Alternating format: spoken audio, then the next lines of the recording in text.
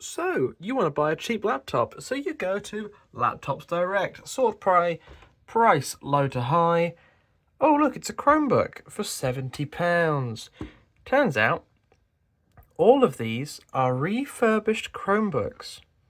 And to get down to a Windows 10 laptop, it's £100. And this really is not that good. 4GB of RAM, a 32GB SD card, 11.6-inch display, and it's 768p. Now, this isn't even brand new, it is refurbished. But what can we do with about half of that budget if we go onto eBay? Even going through these, a lot of these are, no battery, parts only up here as well, and even the ones that are broken seem to only have 4GB of RAM, and there you go, dual core processors, 120GB SSDs, and honestly most of these would be pretty horrible to use day to day. But if you sort by ending soonest, you might find a couple hidden gems. So I have bought a laptop, and it cost me significantly less than that £100 refurbished dual-core 2GB of RAM piece of literal shit. Let me show you. See if you can guess how much I paid for it. Right, let's take this thing apart. I've opened up this side, but you can't really actually get into it very well. Oh, no, you can. Kind of, yeah. I haven't actually had a look at this yet. I just opened it to see if there's a charger in there, and there it is. Ooh, there's a scratch. There is a scratch on that. That feels very strange. It just feels very plastic, but I mean, that makes sense. It's a cheap laptop. Ooh. The scratch is on the screen. It's got battery. Let's plug it in. Not to plug it in, let's turn it on. Hopefully it doesn't have anyone's data on it. Shouldn't do, but you never know. User, is that a good sign? Does that mean that it's been... Oh, it's been reset. A couple of weird marks in the bottom here, not sure what they're from. Put it a bit closer here. There we go. So we've got UHD graphics, not a touchscreen. No, it's not a touchscreen. A i5 1035G1, and 8GB of RAM. That's pretty good. That's actually really pretty good, actually. I'm amazed it's in this nice of a condition. You can't really see it from this, but if I turn the screen off, hopefully if this turns the screen off. Yeah, look at that. There's no scratches or anything. There's no marks on the screen whatsoever. There's just these two little things. I don't know what they're from. They stick out a bit, but there's no other marks on the keyboard. It feels quite nice. Keyboard looks all good, and then a couple of little marks on the back, but yeah, I'm really impressed with that. That's quite good. So this laptop that I bought is a Lenovo V15. I think that's just the general name for it, but there are the full specs right there. Only 8GB of RAM isn't amazing, but for this price point, what can you really expect? The i5 1035G1 is a pretty decent processor, especially at this price point. 4-core, 8-thread, it's absolutely fine for general work tasks.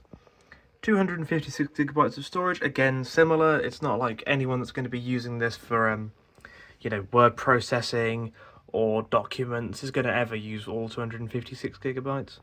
That's only 238. The rest of it's storage, isn't it? The rest of it's operating system, of course. Looking at Cinebench scores, we see that it gets roughly the similar performance to an i3 9100F or an i5 6600K. It's really not too bad, actually.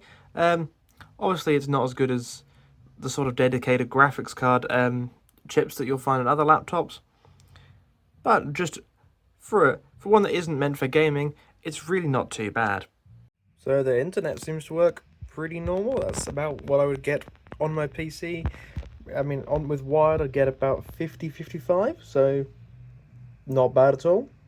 The speakers are on the bottom, so it's not very clear, but it sounds alright.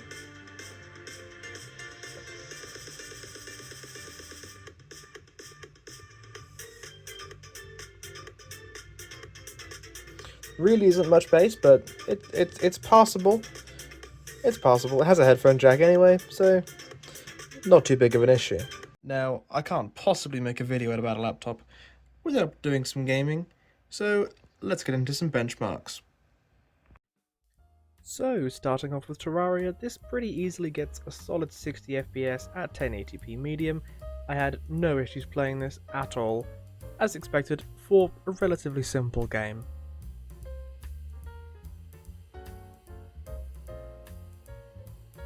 Heading into Borderlands 2, once it stabilizes, you can expect around 45 FPS at 720p medium. It doesn't look amazing at this resolution and settings, but it is entirely playable.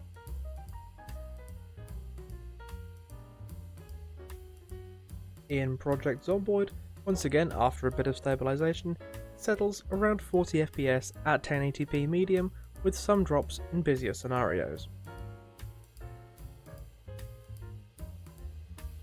Getting into House Flipper, we see an average between 30 and 40 FPS at 1080p medium.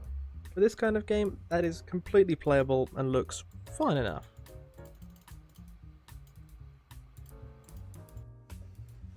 In The Elder Scrolls V Skyrim, we see an expected result for a 14-year-old game, a solid 55 to 60 FPS at 1080p high settings.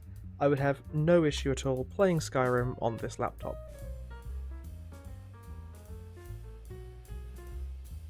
In a very similar situation is Stardew Valley, getting a stable 60 FPS in pretty much any scenario.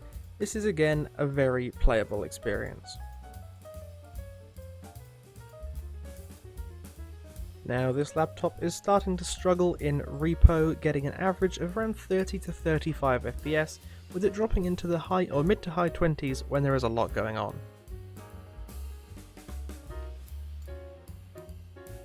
And again it struggles in Cities Skylines, not getting more than about 20 to 25 FPS in the introduction. I can only imagine it is completely unplayable with any amount of buildings on the map. And it's a similar story in Ultimate Epic Battle Simulator with an average of 20 or so FPS. I wouldn't really call this playable, even with a small battle as I tried it.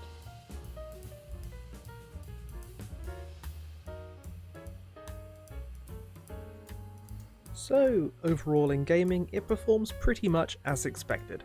Most games from the last few years will not run very well, but older indie games and the like run perfectly. All in all, it's an adequately competent laptop for light gaming. So, if you can find this kind of laptop for around the £50 to £60 or about the $75 to $85 mark, would I recommend this? Of course I would. This is such good value. It doesn't have some niceties, it doesn't have a dedicated graphics card, it doesn't have tons of spare storage or RAM, it's not a touchscreen, the webcam sucks. But this will give you something that you can use to watch YouTube, to play some light games, to do some light video editing even. That is basically the end of this video. Thank you so much for watching if you've made it this far. Be sure to like and subscribe if you want to see me do some more weird, cheap tech reviews. That's what I love doing. Leave me some comments. Give me some suggestions on what you guys really want to see. I would love to know. Yeah, thank you so much for watching. I'll see you next time.